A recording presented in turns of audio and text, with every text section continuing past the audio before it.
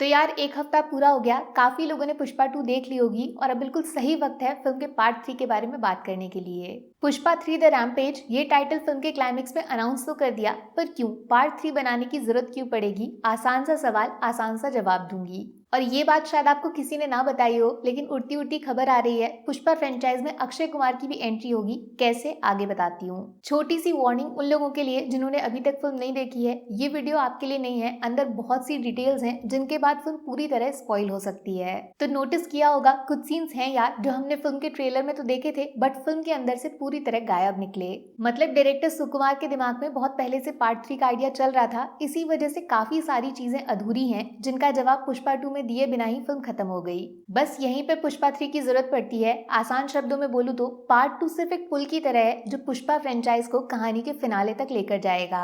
वापस चलते हैं पुष्पा 1 के स्टार्टिंग सीन में, एक जापानी शादी जिसमें लाल गिटार दिखता है और नरेटर बोलता है ये इस कहानी की शुरुआत नहीं, क्लाइमैक्स है। और उसी जापान से पुष्पा 2 की शुरुआत होती है जहाँ पे पुष्पा को गोली लगती है और वो पानी में गिर जाता है। वैसे जिन लोगों को लग रहा है पुष्पा मर गया, तो ये फिल्म के ट्रेलर में एक सीन था जिसमें पुष्पा पानी से वापस बाहर निकलता है। ये फिल्म में नहीं डाला, बट पता चल गया पुष्पा डूबेगा नहीं साला। लेकिन पुष्पा जापान गया ही क्यों? वो भी एक मजदूर बन के 40 दिन कंटेनर में बंद रह के इतने पावरफुल आदमी को ये सब करने की जरूरत पड़ क्यों गई? पुष्पा 2 का क्लाइमैक्स देखा, सारे दुश्मन जितने भी हैं सब एक साथ मिल गए। सबसे खतरनाक प्रताप रेड्डी और मंगल श्रीनु प्लस जॉली रेड्डी। और पार्ट 3 का टाइटल भी है रैम्पेज, माने झुंड बना के किसी पे अटैक करना, सोचा समझा प्लान बना के। माने सिंडिकेट का निशाना अब कोई और नहीं, खुद पुष्पा है। ये पुराने सिंडिकेट का मालिक कोई और नहीं, प्रताप रेड्डी है, जिसके भतीजे को मारने का मतलब पुष्पा का सिंडिकेट से बाहर हटना। ये वार्निंग खुद नए सीएम ने दी थी। मतलब अब अगर पुष्पा को जिंदा रहना है तो पुराने सिंडिकेट से भी बड़ा बिजनेस खड़ा करना पड़ेगा और पॉलिटिक्स में प्रताप रेड्डी को फेल करना पड़ेगा।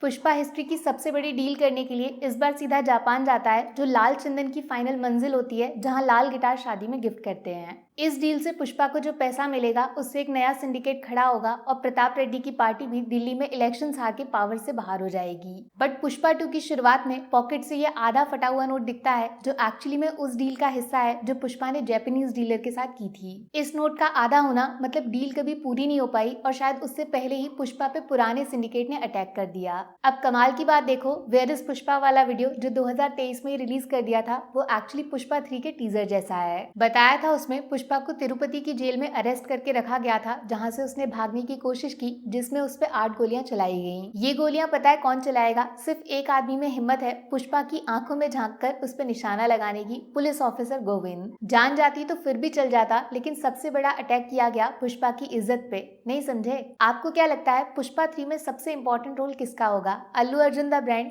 जी बिल्कुल नहीं। Bhanwar Singh Shekhawat the villain? फिर से गलत। अरे श्रीवल्ली के पेट में जो पुष्पा का बेटा है वही तो होगा असली हीरो। ना यार, फिर से गलत। पुष्पा 3 का असली लीड कैरेक्टर ये रेडियो होने वाला है। याद आया? दम है तो पकड़ के दिखा शेखावत, पकड़ लिया तो छोड़ दूंगा मैं सिंडिकेट, करूंगा मजदूरी कमाऊंगा दिहाड़ी, खुद पुष्पा की आवाज में रिकॉर्ड हुआ। अब पुष्पा 2 का जो लास्ट सीन है जहाँ पे एक आदमी बॉम्ब ब्लास्ट करता है, वो आदमी कौन है थोड़ा देर में बताऊंगी, बट ये रेडियो उस सीन में कैसे आया? शेखावत सर लकड़ियों के साथ खुद को आग लगा लेते हैं, बट चालाकी से ये साबित कर देते हैं कि आग में जलने वाली लकड़ी लाल चंदन है। मरा हुआ आदमी झूठ क्यों बोलेगा?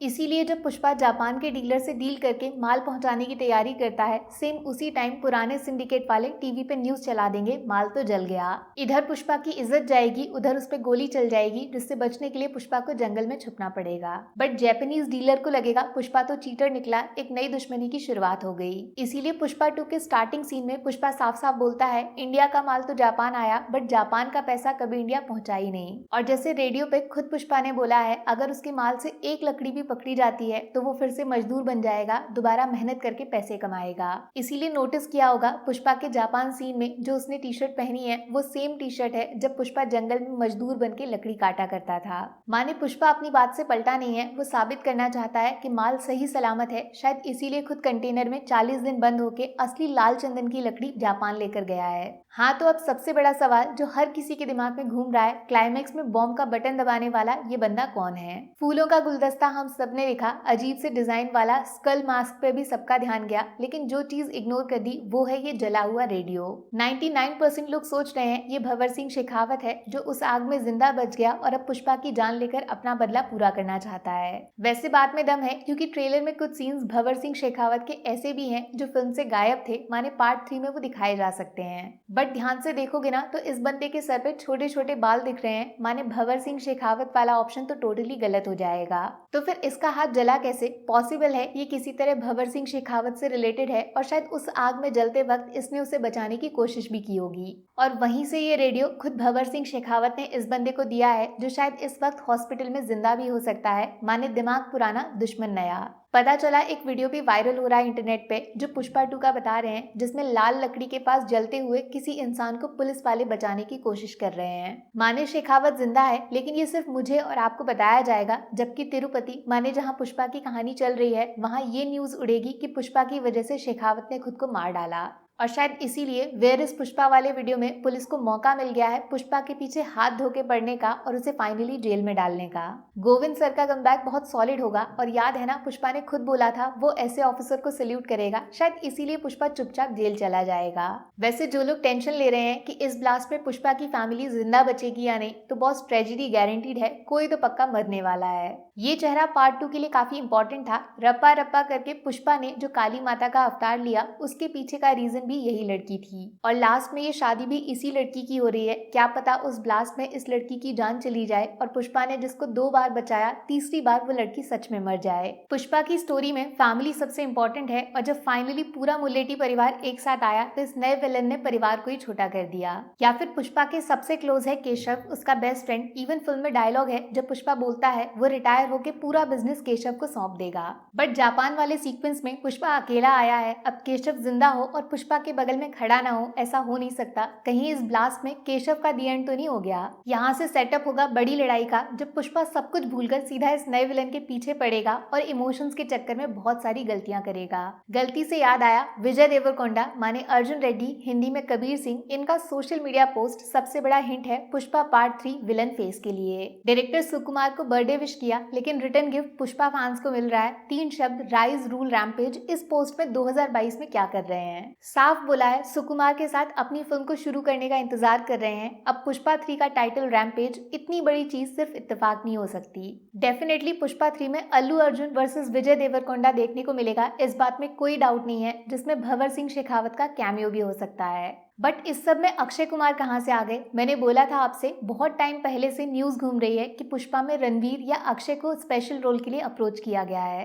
पार्ट 2 में तो ऐसा कुछ हुआ नहीं, लेकिन पार्ट 3 में ये लास्ट सीन देखकर इतना तो समझ आ गया, जो होना है वो इसी फिल्म में होगा, माने पुष्पा 3 इस फ्रेंचाइज की लास्ट फिल्म होगी। वैसे फिल्म के ट्रेलर में एक बड़ा मजेदार सीन है जिसमें इंडिया के किसी पोर्ट पे बड़ी सी गाड़ी आके पलट जाती है, जिसकी नंबर प्लेट पे मुंबई का नंबर दिख रहा है। अब ये सीन पुष्पा 2 में कहीं भी नहीं दिखाया गया, माने ये भी फिल्म के थर्ड पार्ट का हिस्सा होने वाला है, जो पुष्पा की कहानी नॉर्थ इंडिया से जोड़ने वाला है। क्या हो अगर पुष्पा 3 की शुरुआत इसी सीन के साथ हो जाए और कार के अंदर से खुद अक्षय कुमार बाहर निकल के आ जाएं। देखो पुष्पा 2 जिस तरीके से रिकॉर्ड्स बना रही है, इंडिया की सबसे बड़ी फिल्म बन गई है। मुझे नहीं लगता कोई भी एक्टर इसके पार्ट 3 का हिस्सा बनने का चांस मिस करेगा। और अगर पुष्पा 3 के लेवल को पुष्पा 2 से बड़ा बनाना है तो अल्लू अर्जुन का ब्रांड फायर है, लेकिन सच में वाइल्ड फायर बनाने के लिए इस लेवल के एक्टर की जरूरत पड़ेगी। फिलहाल गुड न्यूज ये है कि पुष्पा 3 जरूर आएगी, और शायद जितना सोचा है उससे बहुत जल्दी रिलीज होगी, क्योंकि काफी सारे सीन्स ऑलरेडी शूट किए जा चुके हैं। अब देखना इंटरेस्टिंग होगा पुष्पा का अंजाम वाकई बुरा होता है जैसा गोविंद सर ने बोला था, या फिर पुष्पा के सामने जापान को भी झुकना पड़ेगा। वैसे पुष्पा की एंडिंग से अगर फुर्सत मिल जाए, किसी दूसरी फिल्म में दिमाग लगाने का मन करे, तो किष्किंधा कांडम देख लेना। फिल्म हिंदी डबिंग में अवेलेबल है, और क्यों 2024 की one of the best suspense thriller है, वो वीडियो मेरे चैनल पे देख लेना। मिलती हूँ फिर से जल्दी। Take care, bye bye.